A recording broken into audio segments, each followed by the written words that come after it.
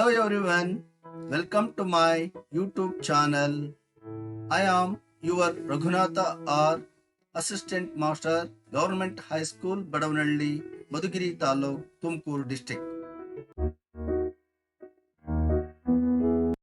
Dear students, already we are aware that the British came to India for the purpose of trade. British observed the fractured political landscape of India, wherein hundreds of ruling dynasties were competing with each other. The British thought of exploiting the situation for their favor. That's why they implemented many cunning policies like doctrine of lapse, subsidiary alliance, divide and rule policy, and others, and slowly dominated all the rulers and subjugated them. This made many Indians unhappy. People were also upset with the administration of the British. This unhappiness erupted in the form of major protest against the British. It is termed as freedom struggle. In this chapter, we learn about rise of nationalism, Indian National Congress, moderates, radicals, and also we learn about revolutionaries. ರಾಷ್ಟ್ರೀಯತೆಯ ಉದಯ ಹೇಗಾಯಿತು, ಭಾರತ ರಾಷ್ಟ್ರೀಯ ಕಾಂಗ್ರೆಸ್ ಮತ್ತು ಅದರ ಪಾತ್ರ ಏನು, ಮಂದಗಾಮಿಗಳು, ತೀವ್ರಗಾಮಿಗಳು ಹಾಗೂ ಕ್ರಾಂತಿಕಾರಿಗಳು ಭಾರತ ಸ್ವತಂತ್ರ ಹೋರಾಟದಲ್ಲಿ ವಹಿಸಿದ ಪಾತ್ರ ಏನು ಅಂತಕ್ಕಂಥದ್ದನ್ನು ಈ ಒಂದು ಫ್ರೀಡಮ್ ಸ್ಟ್ರಗಲ್ ಅಂತಕ್ಕಂಥ ಚಾಪ್ಟರ್ಲಿ ನಾವು ನೋಡ್ಬೋದು. Dear students, in the 6th chapter, the first war of Indian independence. In this chapter, we learned that the British annexed many Indian principalities through their cunning policies like subsidiary alliance, doctrine of lapse, and other policies. By these policies, many Indian kings or rulers lost their kingdom and kingship. As a result, many Indian rulers revolted against the British. So it can be considered as the beginning of nationalism. But these revolt or fights were guided by their political goals. They revolted only for protect their self-interest. 1857 ಸಿಪಾಯಿ ದಂಗೆ ಅಥವಾ ಭಾರತದ ಪ್ರಥಮ ಸ್ವಾತಂತ್ರ್ಯ ಹೋರಾಟ ಅಂತ ನಾವೇನು ಹೇಳ್ತೀವಿ, ಇದರಲ್ಲಿ ನಾವು ಭಾರತದ ರಾಜರು ಬ್ರಿಟಿಷರ ವಿರುದ್ಧ ಹೋರಾಟವನ್ನು ಮಾಡಿರ್ತಕ್ಕಂಥದ್ದನ್ನು ಕಾಣ್ತೀವಿ. ಈ ಹೋರಾಟಕ್ಕೆ ಕಾರಣ ಅಂತಂದ್ರೆ ಅವರು ಜಾರಿಗೆ ತಂದಿರತಕ್ಕಂಥ ಅನೇಕ ಕುತಂತ್ರಿ ಪಾಲಿಸಿಗಳ ಮೂಲಕ, ಕುತಂತ್ರಿ ನೀತಿಗಳ ಮೂಲಕ ಭಾರತದ ಒಂದೊಂದೇ ರಾಜ್ಯಗಳನ್ನು ಕಬಳಿಸ್ತಾ ಹೋದ್ರು. ಹಾಗಾಗಿ ಭಾರತದ ರಾಜರು ಈ ಒಂದು ಬ್ರಿಟಿಷ್ ಪ್ರಭುತ್ವದ ವಿರುದ್ಧ ಹೋರಾಟವನ್ನ ಸಾರಿದ್ರು. ಇಲ್ಲಿ ರಾಜರ ಹೋರಾಟವನ್ನು ನೋಡೋದಾದ್ರೆ ಅವರು ತಮ್ಮ ಸ್ವಹಿತಾಸಕ್ತಿಗಾಗಿ, ಅಂದ್ರೆ ತಮ್ಮ ಆಡಳಿತವನ್ನ ಮರಳಿ ಪಡಿಲಿಕ್ಕೆ, ತಮ್ಮ ಪ್ರಭುತ್ವವನ್ನು ಮರಳಿ ಸ್ಥಾಪನೆ ಮಾಡಲಿಕ್ಕಾಗಿ ಬ್ರಿಟಿಷರ ವಿರುದ್ಧ ಹೋರಾಟ ಮಾಡಿದ್ದೇನೋ ನಿಜ, ಆದರೆ it can be considered as the beginning of nationalism. ಇಲ್ಲಿ ನಾವು ರಾಷ್ಟ್ರೀಯತೆಯ ಉದಯವನ್ನು ನಾವು ಕಾಣಬಹುದು. ಅಂದ್ರೆ ರಾಷ್ಟ್ರೀಯತೆಯ ಬೀಜ ನಿಧಾನವಾಗಿ ಮೊಳಕೆ ಒಡೆಯಲಿಕ್ಕೆ ಶುರುವಾಯಿತು. ಇದು ದೇಶದ ತುಂಬೆಲ್ಲ ಹರಡಿ ಹೆಮ್ಮರವಾಗಿ ಮುಂದೆ ಬ್ರಿಟಿಷರ ವಿರುದ್ಧ ಹೋರಾಟಕ್ಕೆ ಜನರನ್ನು ಹುರಿದುಂಬಿಸಲಿಕ್ಕೆ ಸಾಕಾಯಿತು. Dear children, already we are aware the British government brought many measures in administrations like expansion of the communication and roads, expansion of English education, journalism, and in many other fields. These reformative measures created national awareness in minds of youths. British ಸರ್ಕಾರ ಭಾರತದಲ್ಲಿ ಅನೇಕ ರೀತಿಯಾಗಿರ್ತಕ್ಕಂಥ ಸುಧಾರಣಾ ಕ್ರಮಗಳನ್ನು ಜಾರಿಗೊಳಿಸಿತು. Communication and roads, ರಸ್ತೆಗಳನ್ನು ಮಾಡೋದ್ರಲ್ಲಿರ್ಬೋದು, post and telegraph ಇರ್ಬೋದು, ಭಾರತದಲ್ಲಿ British ಶಿಕ್ಷಣವನ್ನು ಜಾರಿಗೆ ತಂದಿರತಕ್ಕಂಥದ್ದಾಗಿರ್ಬೋದು, ಪತ್ರಿಕೋದ್ಯಮದ ಬೆಳವಣಿಗೆಯಲ್ಲಿ ಬ್ರಿಟಿಷ್ ಸರ್ಕಾರದ ಪಾತ್ರವನ್ನು ನಾವು ನೋಡ್ಬೋದು. ಹಾಗೆ ಅನೇಕ ಸಾಂಸ್ಕೃತಿಕ ಸಂಘ ಸಂಸ್ಥೆಗಳ ಹುಟ್ಟು ಹಾಕುವಲ್ಲಿ ಬ್ರಿಟಿಷ್ ಸರ್ಕಾರ ಬಹುವಾಗಿ ಶ್ರಮ ಹಾಕಿರ್ತಕ್ಕಂಥದ್ದನ್ನು, ಶ್ರಮಿಸಿರ್ತಕ್ಕಂಥದ್ದನ್ನು ನಾವು ನೋಡ್ಬೋದು.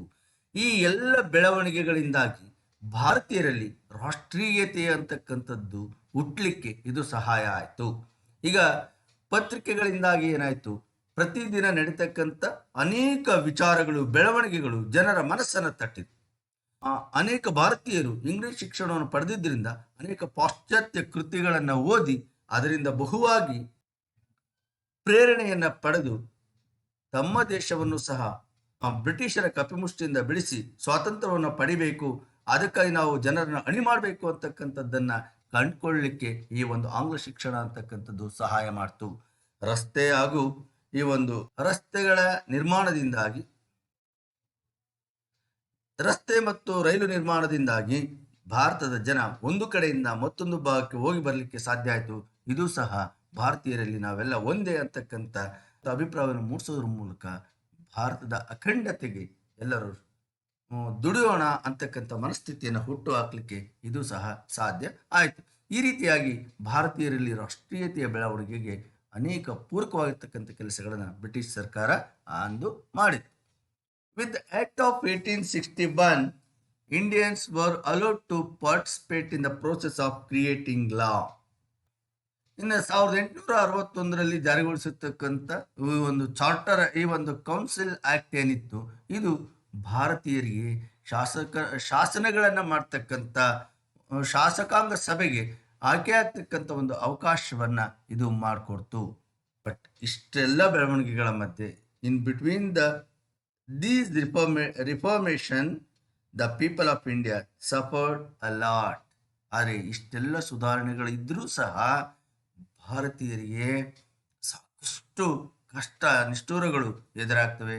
Because they suffer from the famines, ಬರಗಾಲ and hardship created by the British rule. ಈ ಬ್ರಿಟಿಷರ ಕೆಲವೊಂದು ನೀತಿಗಳು ಭಾರತೀಯರಿಗೆ ತುಂಬ ಕಿರಿಕಿರಿಯನ್ನು ಉಂಟು ಮಾಡಿದವು. ಅದೇ ವೇಳೆಯಲ್ಲಿ ಭಾರತದಲ್ಲಿ ಉಂಟಾಗಿರ್ತಕ್ಕಂಥ ಕ್ಷಾಮ ಅಥವಾ ಬರಗಾಲ, ಫೆಮೈನ್ ಅಂತಂದರೆ ಕ್ಷಾಮ ಅಥವಾ ಬರಗಾಲ, ಭಾರತೀಯರಿಗೆ ಇನ್ನಿಲ್ಲದಂಥ ಕಷ್ಟಕ್ಕೆ ಗುರಿ ಮಾಡಿತು. A severe famine occurred during Lord Lytton regime. Lord Lytton was the viceroy of India. ಅವನ ಕಾಲದಲ್ಲಿ ಒಂದು ಕಂಡು ಕೇಳರಿಯದ ರೀತಿಯಲ್ಲಿ ಭಾರತ ಬರಗಾಲಕ್ಕೆ ಸಾಕ್ಷಿಯಾಯಿತು. But he did not to provide any help to Indians. ಆದರೆ ಅವನು ಯಾವುದೇ ರೀತಿಯಾಗಿರ್ತಕ್ಕಂಥ ಸಹಾಯವನ್ನು ಭಾರತೀಯರಿಗೆ ಮಾಡಲಿಲ್ಲ. ಅದಕ್ಕೆ ಬದಲಾಗಿ ಅವನು ಏನು ಮಾಡ್ದ, ಈ ಆರ್ಗನೈಸ್ಡ್ ಡೆಲ್ಲಿ ದರ್ಬಾರ್, ಅವನು ಡೆಲ್ಲಿಯಲ್ಲಿ ಒಂದು ದರ್ಬಾರನ್ನು ಏರ್ಪಡಿಸಿದ. And wasted A lot of wealth. ಸಾಕಷ್ಟು ಹಣವನ್ನು ದುಂದು ವೆಚ್ಚ ಮಾಡಿದ. ಆ ಹಣವನ್ನು ಭಾರತೀಯರಿಗೆ ಕೊಟ್ಟಿದ್ರೆ ಭಾರತೀಯರ ಕಷ್ಟಗಳಿಗೆ ಸ್ಪಂದಿಸಿದಂಥ ಒಂದು ಹೆಸರು ಅವನಿಗೆ ಬರ್ತಾ ಇತ್ತು. ಅದಕ್ಕೆ ಬದಲಾಗಿ ಹಣದ ದುರುಪಯೋಗವನ್ನು ಮಾಡ್ದ. ಆ್ಯಂಡ್ ಆಲ್ಸೋ ಈ declare queen Victoria to be the empress of India in Delhi Darbar. ಆ ಡೆಲ್ಲಿ ದರ್ಬಾರ್ನಲ್ಲಿ ಅವನು ಘೋಷಣೆಯನ್ನು ಮಾಡ್ತಾನೆ. ಏನಪ್ಪ ಅಂತಾರೆ, queen Victoria to be the empress of India. ಇಂಗ್ಲೆಂಡಿನ ರಾಣಿ ವಿಕ್ಟೋರಿಯಾ ಏನಿದ್ದಾರೆ ಅವರು ಭಾರತದ ಸಾಮ್ರಾಜ್ಞಿ ಅಂತೇಳಿ ಘೋಷಣೆಯನ್ನು ಮಾಡಿದ. ಸೊ ಇದರಿಂದ ಏನಾಯಿತು, the many Indian farmers and tribals revolted against the British. ಯಾವಾಗ the people suffered a lot with the famines and hardship created by the British rule, many Indians farmers and tribals revolted against the British. ಅನೇಕ ರೈತರು, ಬುಡಕಟ್ಟು ಜನಾಂಗದವರು ಬ್ರಿಟಿಷರ ವಿರುದ್ಧ ಒಂದು ಸಮರವನ್ನು ಸಾರಬೇಕಾಯಿತು. who suffered in the hands of East India Company put up a strong resistance in the form of First War of Indian Independence. ಈಗ ಈ ಬ್ರಿಟಿಷರ ಕೈಯಲ್ಲಿ ಯಾರ್ಯಾರಿಗೆ ಏನೇನಾಗಿತ್ತು ಅದರಲ್ಲೂ ಈಸ್ಟ್ ಇಂಡಿಯಾ ಕಂಪನಿ ಮುಖ್ಯ ಉದ್ದೇಶ ಭಾರತವನ್ನು ದೋಚತಕ್ಕಂಥದ್ದೇ ಆಗಿತ್ತು. ಹಾಗಾಗಿ put up A strong resistance, ಈ ಒಂದು ಈಸ್ಟ್ ಇಂಡಿಯಾ ಕಂಪನಿ ವಿರುದ್ಧ ಒಂದು ಸಮರವನ್ನೇ ಸಾರಬೇಕಾಯಿತು. ಅದನ್ನೇ ನಾವು first war of Indian independence ಅಂತ ಹೇಳ್ಬಿಟ್ಟು ಕರಿತೀವಿ.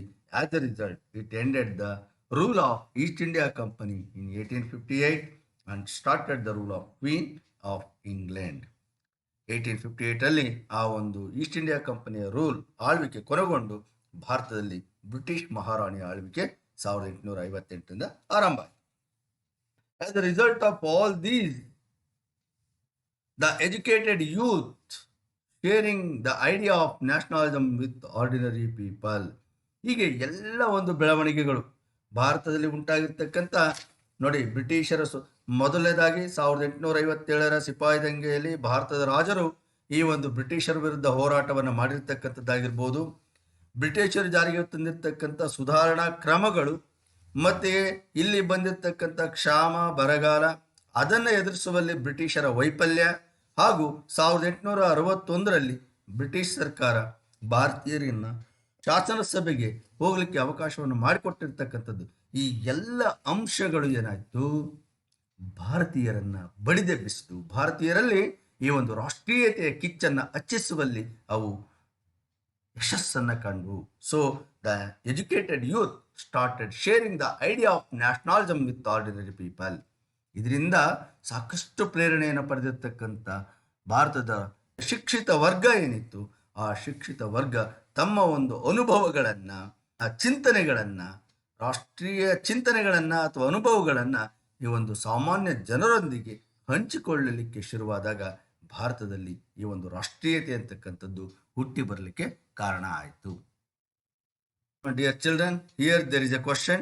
During the second half of the 19th century, the Indians began anti-British outrage. Why?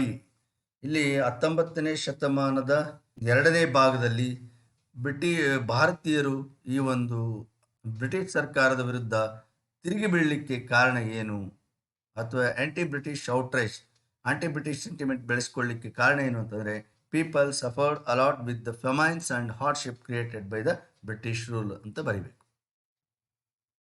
Dear children, ಭಾರತದ ಶಿಕ್ಷಿತ ವರ್ಗ ತಮ್ಮ ಚಿಂತನೆಗಳನ್ನು, ಅನುಭವಗಳನ್ನು ಸಾಮಾನ್ಯ ಜನರೊಂದಿಗೆ ಹಂಚಿಕೊಳ್ಳಲಿಕ್ಕೆ ಶುರುವಾಯಿತು. ಸೊ ಆ ಹಂಚಿಕೊಳ್ಳಲಿಕ್ಕೆ ಶುರುವಾದಾಗ ಆ ಒಂದು ರಾಷ್ಟ್ರೀಯತೆ ಅಂತಕ್ಕಂಥದ್ದು ಮೂರ್ತ ರೂಪವನ್ನು, ಕಾಂಕ್ರೀಟ್ ಕಾನ್ಸೆಪ್ಟನ್ನು ಮೂರ್ತ ರೂಪವನ್ನು ಪಡೀತು. ಆ ಮೂರ್ತ ರೂಪದ ಪ್ರತಿಫಲವೇ ಅಂತಂದರೆ ಭಾರತ ರಾಷ್ಟ್ರೀಯ ಕಾಂಗ್ರೆಸ್. ಸೊ ನಾವು ಈಗ ಭಾರತ ರಾಷ್ಟ್ರೀಯ ಕಾಂಗ್ರೆಸ್ ಹೇಗೆ ಹುಟ್ಟಿತು, ಅದರ ಹಿನ್ನೆಲೆ ಏನು ಅಂತಕ್ಕಂಥದ್ದನ್ನು ಈಗ ನಾವು ನೋಡ್ತಾ ಹೋಗೋಣ. The first war of Indian independence in 1857 led to the development of political awakening in India. The 1857, the first war of Indian independence, created political awareness in the Indian minds. ಭಾರತೀಯರಲ್ಲಿ ಒಂದು ರಾಜಕೀಯ ಚಿಂತನೆಯನ್ನು ಬೆಳೆಸುವಲ್ಲಿ 1857ರ ಪ್ರಥಮ ಸ್ವಾತಂತ್ರ್ಯ ಹೋರಾಟ ಬಹು ಮುಖ್ಯವಾಗಿರ್ತಕ್ಕಂಥ ಪಾತ್ರವನ್ನು ವಹಿಸಿತು. Many Indian youths provided leadership to various associations which had nationalistic outlook. Many educated youth established many political associations or organizations throughout the country. These associations or institutions had nationalistic outlook.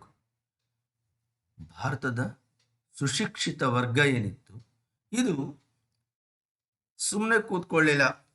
ಸ್ವತಂತ್ರ ಹೋರಾಟಕ್ಕೆ ಜನರನ್ನು ಅಣಿಗೊಳಿಸುವ ನಿಟ್ಟಿನಲ್ಲಿ ಅನೇಕ ಸಂಸ್ಥೆಗಳನ್ನು ಹುಟ್ಟುಹಾಕಿದರು. ಭಾರತದ ವಿವಿಧ ಭಾಗಗಳಲ್ಲಿ ರಾಷ್ಟ್ರೀಯತೆಯನ್ನು ಬೋಧನೆ ಮಾಡ್ತಕ್ಕಂಥ, ಜನರಲ್ಲಿ ರಾಷ್ಟ್ರೀಯತೆಯನ್ನು ಉರಿದುಂಬಿಸ್ಲಿಕ್ಕಾಗಿ ರಾಷ್ಟ್ರೀಯ ಚಿಂತನೆಯನ್ನೇ ಒಳಗೊಂಡಿರ್ತಕ್ಕಂಥ ಅನೇಕ ಸಂಘ ಸಂಸ್ಥೆಗಳನ್ನು ಹುಟ್ಟುಹಾಕಿದರು. ಅವುಗಳಲ್ಲಿ ಬಹಳ ಮುಖ್ಯ ಅಂತಾರೆ ದ ಹಿಂದೂ ಮೇಳ, all Indian association, Poona public ಸಭಾ, ಪೂನಾ ಸಾರ್ವಜನಿಕ್ ಸಭಾ, the Indian association are important association established before the founding of Indian national Congress. ಈ ಒಂದು ಸಂಸ್ಥೆಗಳು ಭಾರತ ರಾಷ್ಟ್ರೀಯ ಕಾಂಗ್ರೆಸ್ಗಿಂತ ಮೊದಲೇ ಭಾರತದಲ್ಲಿ ಸ್ಥಾಪನೆ ಆಗಿದ್ದು. ಇವು ಅಲ್ಲಿಯ ಅಂದರೆ ತಾವು ಎಲ್ಲಿ ಸ್ಥಾಪನೆ ಆಗಿದ್ದು ಆ ಪ್ರದೇಶದ ಜನರಲ್ಲಿ ರಾಷ್ಟ್ರೀಯತೆಯನ್ನ ಬಿತ್ತತಕ್ಕಂಥ, ಜನರನ್ನು ಹುರಿದುಂಬಿಸ್ತಕ್ಕಂಥ, ಬ್ರಿಟಿಷ್ ಆಡಳಿತದ ವೈಫಲ್ಯಗಳನ್ನು ಟೀಕೆ ಮಾಡ್ತಕ್ಕಂಥ ಕೆಲಸಗಳನ್ನು ಇವು ಮಾಡ್ತಾ ಇದ್ವು. ಅಷ್ಟೇ ಅಲ್ಲದೆ news papers opposed the stands of the government. ಭಾರತದಲ್ಲಿ ಆಗಾಗಲೇ ಚಾಲ್ತಿಯಲ್ಲಿರ್ತಕ್ಕಂಥ ಈ ಒಂದು ವರ್ತಮಾನ ಪತ್ರಿಕೆಗಳು ಏನಿದ್ವು, ಇವು criticised the stands of the government. Stands means ನಿಲುವು, ಸರ್ಕಾರದ ನಿಲುವುಗಳನ್ನು, ಸರ್ಕಾರದ ಕೆಲಸಗಳನ್ನು ಇವು ಟೀಕೆ ಮಾಡ್ತಾ ಇದ್ವು, ವಿಮರ್ಶೆಯನ್ನ ಮಾಡ್ತಾ ಇದ್ವು. ಯಾವುದು ಸರಿ ಯಾವುದು ತಪ್ಪು ಅಂತಂದೇಳ್ಬಿಟ್ಟು ಸರ್ಕಾರವನ್ನ ಟೀಕೆ ಮಾಡ್ತಕ್ಕಂಥ, ಎಚ್ಚರಿಸ್ತಕ್ಕಂಥ, ಭಾರತೀಯರ ಕಣ್ಣನ್ನು ತೆರೆಸ್ತಕ್ಕಂಥ ಕೆಲಸವನ್ನ ಅವು ಮಾಡಿದ್ವು. ಇದಕ್ಕೆ ಉದಾಹರಣೆಯಾಗಿ ನಾವು ನೋಡೋದಾದ್ರೆ, during the reign of Lord Lytton ಕಾಲದಲ್ಲಿ vernacular press act was implemented. ಯಾಕಂತಂದ್ರೆ in that time the news paper criticised the work of Lord Lytton regarding the care of famines. So ಹೀಗಾಗಿ ಈ implemented vernacular press act to curb the independence of the independent press. ಈಗ ಈ lord Lytton ಅಂತಕ್ಕಂಥವನು ಒಬ್ಬ viceroy. ಇವನ ಕಾಲದಲ್ಲಿ ಏನಾಯ್ತಪ್ಪ ಅಂದರೆ, ದೇಶ ಕಂಡು ಕೇಳರಿಯದ ಭೀಕರವಾಗಿರ್ತಕ್ಕಂಥ ಬರಗಾಲಕ್ಕೆ ತುತ್ತಾಗಿತ್ತು. ಆ ಸಂದರ್ಭದಲ್ಲಿ ಇವನು ದೆಹಲಿಯಲ್ಲಿ ಡೆಲ್ಲಿ ದರ್ಬಾರ್ ಅಥವಾ ದರ್ಬಾರನ್ನು ಏರ್ಪಡಿಸಿದ. ಬ್ರಿಟಿಷ್ ಸಾಮ್ರಾಜ್ಞಿಯನ್ನು, ಭಾರತದ ಸಾಮ್ರಾಜ್ಞಿ ಅಂತಂದೇಳಿ ಆ ಒಂದು ದೆಹಲಿ ದರ್ಬಾರ್ನಲ್ಲಿ ಇವನು ಘೋಷಣೆಯನ್ನು ಮಾಡಿದ. ಇದನ್ನು ಪತ್ರಿಕೆಗಳು ಟೀಕಿಸಿದವು. The news paper opposed the stands of the government. So he implemented vernacular press act. ಅದಕ್ಕಾಗಿ ಇವನು ಏನು ಮಾಡ್ದ, vernacular press act. Vernacular means regional, ದೇಶೀಯ ಪತ್ರಿಕಾ ಕಾಯ್ದೆಯನ್ನು ಇವನು ಜಾರಿಗೊಳಿಸಿದ. ಕಾರಣ ಇಷ್ಟೇ, curb the independence of independent press. ಪತ್ರಿಕೆಗಳ ಸ್ವಾತಂತ್ರ್ಯವನ್ನ ಮಟ್ಟ ಹಾಕ್ತಕ್ಕಂಥದ್ದು, ಪತ್ರಿಕೆಗಳಿರ್ತಕ್ಕಂಥ ಸ್ವಾತಂತ್ರ್ಯವನ್ನ ಮಟ್ಟ ಹಾಕ್ಲಿಕ್ಕಾಗಿ implemented vernacular press act. All these developments ಈಗ ನಾವು ನೋಡಿದ್ವಿ. In 1857 the first war of Indian independence created national awareness in the minds of youths R minds of Indians.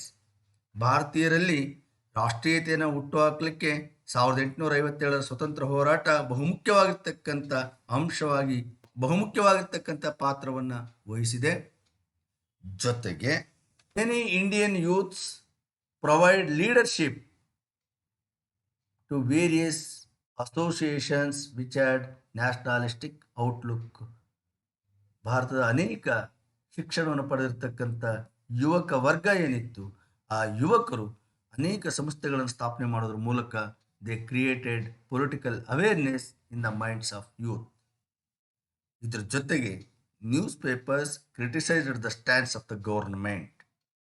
All these developments inevitably led to the establishment of Indian national Congress. ಈ ಎಲ್ಲ ಬೆಳವಣಿಗೆಗಳಿಂದಾಗಿ ಭಾರತ ರಾಷ್ಟ್ರೀಯ ಕಾಂಗ್ರೆಸ್ಸಿನ ಸ್ಥಾಪನೆಗೆ ಒಂದು ವೇದಿಕೆ ಸಿದ್ಧ ಆಯಿತು.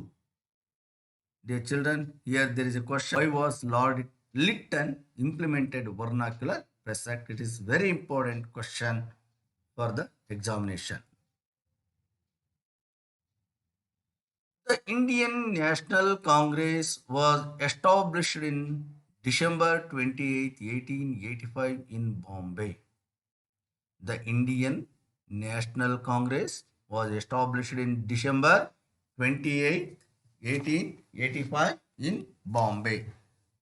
ಭಾರತ ರಾಷ್ಟ್ರೀಯ ಕಾಂಗ್ರೆಸ್ ಡಿಸೆಂಬರ್ 28, 1885 ಬಾಂಬೆಯಲ್ಲಿ ಜನ್ಮ ತಾಳಿತು. A O. Hume, a retired British officer,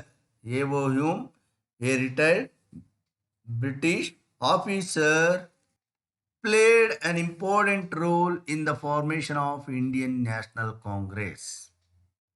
Bharat ರಾಷ್ಟ್ರೀಯ ಕಾಂಗ್ರೆಸ್ಸಿನ ಉದಯದಲ್ಲಿ, ಭಾರತ ರಾಷ್ಟ್ರೀಯ ಕಾಂಗ್ರೆಸ್ಸಿನ ಸ್ಥಾಪನೆಯಲ್ಲಿ ಬಹುಮುಖ್ಯವಾಗಿರ್ತಕ್ಕಂಥ ಪಾತ್ರವನ್ನು ವಹಿಸಿರ್ತಕ್ಕಂಥವನು ಎ.ಒ.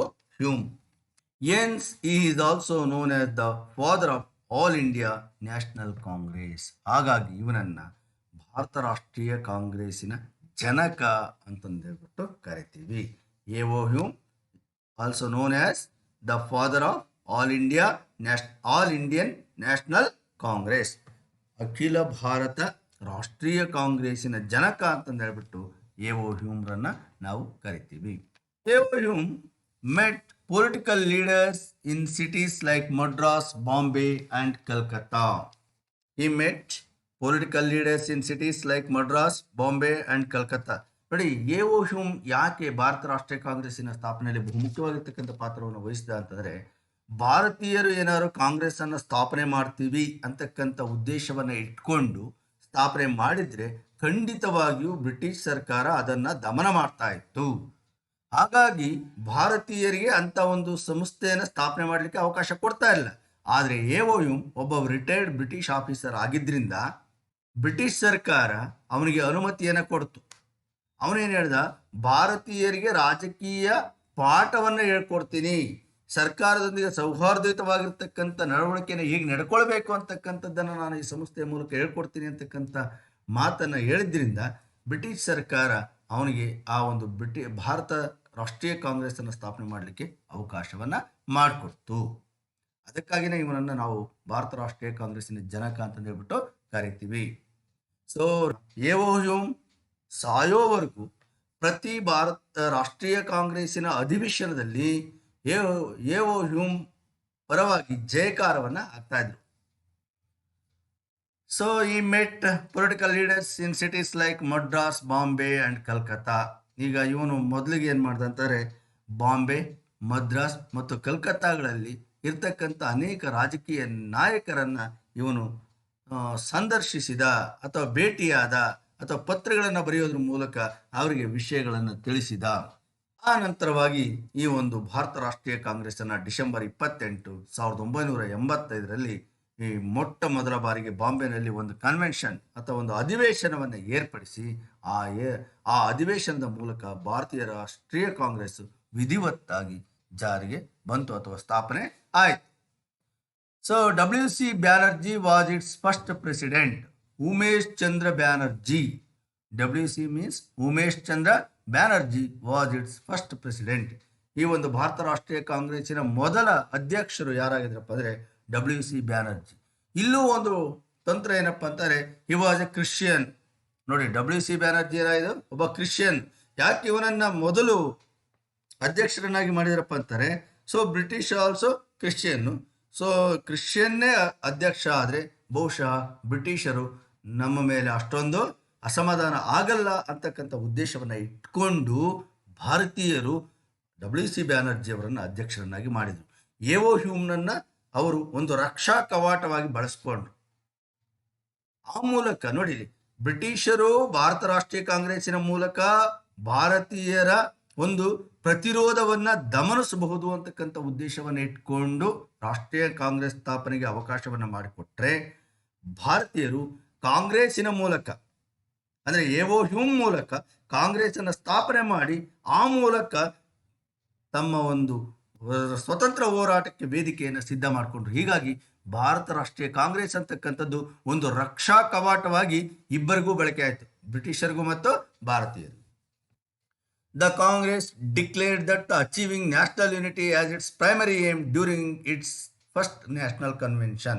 ಇದೇನು ಮಾಡ್ತು, ಭಾರತ ರಾಷ್ಟ್ರೀಯ ಕಾಂಗ್ರೆಸ್ ತನ್ನ ಮೊದಲ ಅಧಿವೇಶನದಲ್ಲಿ ಹೇಳ್ತು, ಅಚೀವಿಂಗ್ ನ್ಯಾಷನಲ್ ಯುನಿಟಿ, ರಾಷ್ಟ್ರೀಯ ಏಕತೆಯನ್ನು ಸಾಧನೆ ಮಾಡ್ತಕ್ಕಂಥದ್ದೇ ತನ್ನ ಮೊದಲ ಗುರಿ ಅಂತಂದೇಳ್ಬಿಟ್ಟು ಭಾರತ ರಾಷ್ಟ್ರೀಯ ಕಾಂಗ್ರೆಸ್ ತನ್ನ ಮೊದಲ ಅಧಿವೇಶನದಲ್ಲಿ ಹೇಳ್ತು. ಈ ಮೊದಲ ಅಧಿವೇಶನ ನಡೆದಿದ್ದು 1885ರಲ್ಲಿ, ಅದು ಬಾಂಬೆನಲ್ಲಿ. ಈ ಒಂದು ಮೊದಲ ಅಧಿವೇಶನದ first national convention of Indian national Congress held in Bombay, W.C. Banerjee was its first president. The leaders of this period also had the commitment to achieve it. ಇದನ್ನು ಆ ಕಾಲದಲ್ಲಿರ್ತಕ್ಕಂಥ ಭಾರತ ರಾಷ್ಟ್ರೀಯ ಕಾಂಗ್ರೆಸ್ಸಿನ ನಾಯಕರು ಏನಿದ್ರು ಅವರ ಗುರಿ ಒಂದೇ ಆಗಿತ್ತು, ಅಚೀವಿಂಗ್ ನ್ಯಾಷನಲ್ ಯೂನಿಟಿ. ಸೊ ಆ ಸಾಧನೆಯನ್ನು ಮಾಡಲಿಕ್ಕೆ ಅವರ ಗಮನವನ್ನು ಹರಿಸಿದ್ರು. The newspapers were published in vernacular language. Vernacular means regional. ಪ್ರಾದೇಶಿಕ ಭಾಷೆಗಳಲ್ಲಿ ಅನೇಕ ಪತ್ರಿಕೆಗಳು ಪ್ರಕಟ ಆದವು. And enabled discussion. They organized discussion on various social issues. As a result, various political issues reached the people. After the establishment of the Congress, the newspapers were published in vernacular language or regional language, and they organized discussion on various social issues. ನೋಡಿ, ಭಾರತ ರಾಷ್ಟ್ರೀಯ ಕಾಂಗ್ರೆಸ್ ಸ್ಥಾಪನೆ ಆದ ನಂತರ ಏನಾಯಿತು, ಅನೇಕ ದೇಶೀಯ ಭಾಷೆಗಳಲ್ಲಿ ಪತ್ರಿಕೆಗಳು ಪ್ರಕಟ ಆದವು. ಆ ಪತ್ರಿಕೆಗಳು ಸಾಮಾಜಿಕ ವಿಷಯಗಳನ್ನು ಕುರಿತಂತೆ, ಸಾಮಾಜಿಕ ಸಮಸ್ಯೆಗಳನ್ನು ಕುರಿತಂತೆ, ರಾಜಕೀಯ ಸಮಸ್ಯೆಗಳನ್ನು ಕುರಿತಂತೆ ಚರ್ಚೆಗಳನ್ನು ಹುಟ್ಟುಹಾಕಿದ್ವು.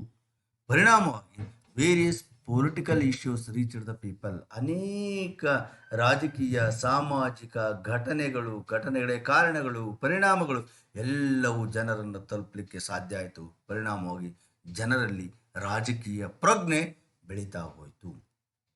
ಇಂಥದ್ದೇ ಸಂದರ್ಭದಲ್ಲಿ the government of British employed means used divide and rule policy. The British government brought divide and rule policy to break the unity emerging among the people with the development of nationalism. ಯಾವಾಗ national unity ಬೆಳೀತಾ ಹೋಯಿತು, ಕಾಂಗ್ರೆಸ್ ಏನು ಹೇಳ್ತು, ರಾಷ್ಟ್ರೀಯ ಏಕತೆಯನ್ನು ಸಾಧಿಸುವುದೇ ತನ್ನ ಮೊದಲ ಗುರಿ ಅಂತ ಏನು ಹೇಳಿತ್ತು. ಸೊ ಇಂಥ ರಾಷ್ಟ್ರೀಯ ಯುನಿಟಿಯನ್ನು ಮುರಿತಕ್ಕಂಥ ಉದ್ದೇಶವನ್ನು ಇಟ್ಕೊಂಡು the British employed divide and rule policy. ಇಲ್ಲೂ ಒಂದು ಪ್ರಶ್ನೆಯನ್ನು ಪರೀಕ್ಷೆಯಲ್ಲಿ ಕೇಳಬಹುದು. Why was the British employed divide and rule policy? To break the unity emerging among the people with the development of nationalism. ಈಗ ಭಾರತೀಯರಲ್ಲಿ ಬೆಳೀತಾ ಇರ್ತಕ್ಕಂಥ ಈ ಒಂದು ರಾಷ್ಟ್ರೀಯ ಏಕತೆ ಏನಿತ್ತು, ಈ ಏಕತೆಯನ್ನು ಮುರಿಲಿಕ್ಕಾಗಿ, ರಾಷ್ಟ್ರೀಯ ಏಕತೆಯನ್ನು ಮುರಿಲಿಕ್ಕಾಗಿ ಅವರು ಡಿವೈಡ್ ಅಂಡ್ ರೂಲ್ ಪಾಲಿಸಿ, ಒಡೆದು ಆಳುವ ನೀತಿಯನ್ನು ಜಾರಿಗೆ ತಂದರು. They started implementing strategies cause this unity among Hindus and Muslims. ನೋಡಿ, ಭಾರತದಲ್ಲಿ ಹಿಂದೂಗಳು ಮತ್ತು ಮುಸ್ಲಿಮ್ಗಳ ಮಧ್ಯೆ ಒಡಕನ್ನು ಉಂಟು ಮಾಡಲಿಕ್ಕೆ they implement divide and rule policy.